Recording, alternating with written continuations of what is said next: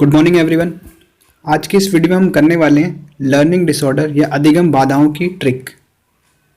तो जितने भी डिसऑर्डर होते हैं उनसे रिलेटेड जो प्रॉब्लम्स होती है उसको हम एक ट्रिक से याद करने वाले हैं। इसमें आपको कोई मैं इस वीडियो में आपको कोई लाइन नहीं रटवाने वाला कि आपको ये लाइन रटनी पड़ेगी। तो हम डायरेक्ट लिंकिंग मेथड से हम इसको याद करने वाले हैं।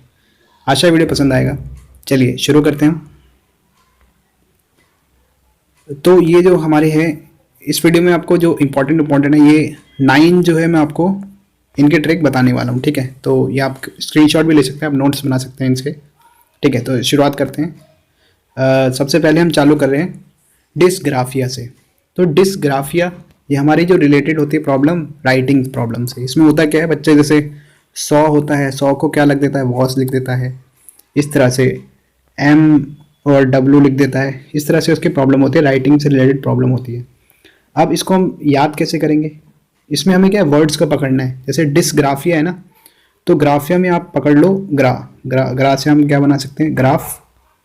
ठीक है, ग्रा से हम बना सकते हैं ग्राफ। अब ग्राफ जो होता है हम क्या करते हैं, ड्रॉ करते हैं ना। ग्राफ को हम ड्रॉ करते हैं, तो यानी ड्रॉ कर रहे हैं, एक तरह से लिख ही रहे हैं। ठीक है, आप कनेक्ट कर सकते हैं यहाँ से। ग्राफ को हम क्या कर रहे हैं, ड्रॉ कर रहे हैं, लिख रहे हैं। तो लिखने की संबंधित जो भी प्रॉब्लम आएगी वो राइटिंग प्रॉब्लम वो कौन सी होगी, डिसग्राफिया होगी। तो इस तरह से आप इसको लिंक कर सकते हैं। तो पहला ये हो गया हमारा डिसग्राफिया। सेकंड है हमारा डिसकैलकुलिया। ये हमारा रिलेटेड होता है मैथ प्रॉब्लम्स में। इसमें जो बच्चा होता है उसको कैलकुलेशंस में प्रॉब्लम होती है, वो मल्टीप्लाई नहीं कर पाता, प्लस माइनस इन सब में कन्फ्यूज होता है। तो ये होती है, इसको आप याद कैसे करेंगे, ये बहुत ही ईजी है। जैसे इसके नाम में आ रहा है डिसकैलकुलिया, कैलकुलिया यानी कैलकुलेशन से रिलेटेड हो रहा है। आप वर्ड पकड़ो, कैलकुलिया कैलकुलेशन, और कैलकुलेशन जो होती है जैसे मल्टीप्लाई, डिवाइड, प्लस माइनस, कौन सा सब्जेक्ट में होती है, एक ही सब्जेक्ट में होती है, मैथ्स में। तो डिसकैलकुलिया को हम रिलेट कर सकते हैं मैथ्स की प्रॉब्लम से। आशा है समझ में आया होगा। Now third is dysthymia. Dysthymia जो होता है हमारा मूड डिसेबिलिटी होता है, या इसमें जो बच्चा होता है तनाव में रहता है।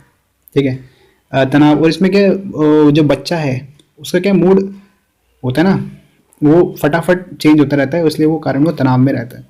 तो तनाव से रिलेटेड जो भी आता है आपका वो डिस्थीमिया होता है। अब इसको याद कैसे रखेंगे, अब देखो यहाँ पे आपको जो वर्ड पकड़ना है डिस्थीमिया में, डिस्थीमिया ऐसे आ रहा है ना साउंड, थीम वाला, थीम। अब मोबाइल में भी थीम होती है। अब वो क्या करते हैं, जो इंसान होता है वो क्या करता है, मोबाइल के थीम जो है हर एक हफ्ते में है जो फटाफट चेंज करता रहता है। थीम क्या करते रहते हैं, चेंज करते रहते हैं हम लोग। ठीक है, अब थीम चेंज कर रहे हैं, तो आप चेंज से ही रिलेट कर सकते हैं यहाँ से कि थीम को क्या हम चेंज कर रहे हैं। और जो भी व्यक्ति तनाव से ग्रसित होता है उसका भी जो मूड होता है वो चेंज होता रहता है, तभी तो वो तनाव में आता है। आप समझ रहे होंगे। जैसे मान लो कोई भी साधु संत या जो भी मेडिटेशन करता है उनका माइंड क्या होता है, शांत होता है। तो इसलिए उनको तनाव नहीं होता है। वो जिसका माइंड जो इधर उधर भाग रहा है, मूड चेंज होता रहता है, तो उन्हीं को तनाव होता है। तो इससे आप रिलेट कर सकते हैं। थीम क्या हो रही है, चेंज हो रही है मोबाइल की, और किसी का अगर मूड भी चेंज हो रहा है तभी वो तनाव में आता है। तो इस तरह से ये मूड भी उनका चेंज होता रहता है, उससे आप कोरिलेट कर सकते हैं इसको, डिस्थीमिया को। ठीक है, हमारे 3 हो गए, आगे बढ़ते हैं। Now next is dyslexia. Dyslexia ये हमारी है रीडिंग प्रॉब्लम।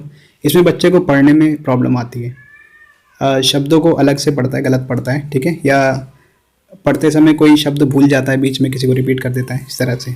अब डिसलेक्सिया से आपको वर्ड पकड़ना है लेक से आ रहा है ना, लेक। तो यहाँ पे आपको राइटिंग प्रॉब्लम में कंफ्यूज नहीं होना है। लेक आ रहा है, लेक को क्या बोलेंगे हम, आर्टिकल एक तरह से। अब आर्टिकल जो हमारे आते हैं न्यूज़पेपर में, हम उसको क्या करते हैं, पढ़ते हैं ना। जो भी आर्टिकल हमारे आते हैं न्यूज़पेपर में या जो भी होते हैं, मोबाइल्स में भी आते रहते हैं आजकल, तो उसको हम पढ़ते हैं। तो इससे आप रिलेट कर सकते हैं पढ़ना से। तो रीडिंग प्रॉब्लम हमारी क्या हो जाएगी, डिसलेक्सिया। लेक मतलब हो गया आर्टिकल को हम पढ़ते हैं, तो पढ़ने से रिलेटेड होगी रीडिंग प्रॉब्लम, डिसलेक्सिया। ठीक है, नेक्स्ट है डिसमेमोग्राफिया। इसमें क्या होता है, स्मृति दोष, यानी बच्चा जो है किसी भी चीज़ को याद नहीं रख पाता, मोबाइल नंबर अपने पेरेंट्स का वो याद नहीं रख पाता, या टेबल जो भी है वो याद नहीं रख पाता, ये उससे रिलेटेड है। अब ये तो बहुत ही ज़्यादा ईजी है, इसमें नाम में ही आ रहा है डिसमेमो। तो मेमो आ रहा है, तो मेमोरी से ही हो रहा है एक तरह से। आधा मेमोरी भी मेमो से ही बनता है। तो इसमें आपको कोई प्रॉब्लम नहीं आने वाली। मेमो आ रहा है तो मेमोरी से रिलेटेड है, स्मृति से रिलेटेड है। इसमें अगला है ऑडिटेक्सिया। ऑडिटेक्सिया क्या है? Hearing disability. इसमें जो है, जो उनकी हियरिंग जो प्रॉब्लम होती है वो ज़्यादा होती है, वो थोड़ा लाउड साउंड में सुनते हैं, कम आवाज़ में नहीं सुन पाते, उनको बोलते हैं ऑडिटेक्सिया, सुनने में प्रॉब्लम। इसको कैसे याद रखेंगे? जैसे आ रहा है ऑडिटेक्सिया, ऑडिटेक्सिया, तो देखो यहाँ पे ऑडी से हम क्या निकाल सकते हैं? ऑडी, ऑडी आपने देखी होगी, गाड़ी जो होती है हमारी ऑडी, वो वाली गाड़ी की बात कर रहा हूँ मैं, ऑडी। अब ऑडी हो गई कार, अब या कोई भी कार ले सकते हैं, ठीक है। अब कार के जब भी आप देखेंगे कि अगर उसके कोई अंदर बैठा है, वो शीशे बंद कर दे, तो बाहर की आवाज़ जो है अंदर नहीं आती और अंदर की आवाज़ बाहर नहीं जाती। अगर वो शीशे अच्छी तरीके से बंद कर दे, तो यानी क्या हो गया? शीशे बंद कर दे तो क्या हो गया? आवाज़ नहीं आ रही, पा रही, आवाज़ आ नहीं पा रही, तो आवाज़ से रिलेटेड हम कर देंगे हियरिंग डिसेबिलिटी हो गई, ठीक है। इस तरह से आप इसको कोरिलेट कर सकते हैं। ऑडिटेक्सिया यानी ऑडी, ऑडी मतलब गाड़ी, गाड़ी के शीशे बंद कर दी तो क्या हो रहा है? आवाज़ नहीं आ रही, तो आवाज़ से हम रिलेट कर सकते हैं हियरिंग डिसेबिलिटी को। ये होगी हमारी ऑडिटेक्सिया। नेक्स्ट, अब ये आता है हमारा स्वलीनता या ऑटिज्म बोलते हैं। इसमें क्या होता है? एक्सप्रेशन, अभिव्यक्ति की समस्या। इसमें जो है बच्चा अपने आप को एक्सप्रेस नहीं कर सकता, उससे रिलेटेड ये प्रॉब्लम होती है। ये वैसे ही भी बहुत ईजी होता है, हर बच्चे को पता ही होता है। और नेक्स्ट है हमारा इसमें डिस्प्रेक्सिया। डिस्प्रेक्सिया इसमें क्या होता है? कोऑर्डिनेशन प्रॉब्लम, यानी हिंदी में बोले तो समन्वय की दिक्कत आती है, आई हैंड कोऑर्डिनेशन प्रॉब्लम, समन्वय की समस्या। अब इसको हम याद कैसे करेंगे डिस्प्रेक्सिया में? अब देखो प्रेक्सिया, प्रेक्सिया, तो इससे आपको वर्ड क्या निकालना है? प्रेक्सिया ऐसे तरह से आ रहा है ना, प्रैक्टिस, प्रेक्सिया प्रैक्टिस, प्रेक्सिया प्रैक्टिस, प्रैक्टिस से एक तरह से रिलेट हो जाएगी डिस्प्रेक्सिया प्रैक्टिस, ठीक है। अब प्रैक्टिस में होता है, मान लो कोई भी गेम खेल रहे हैं तो उसमें प्रैक्टिस करनी पड़ती है। मान लो क्रिकेट ही हो गया, क्रिकेट में क्या है?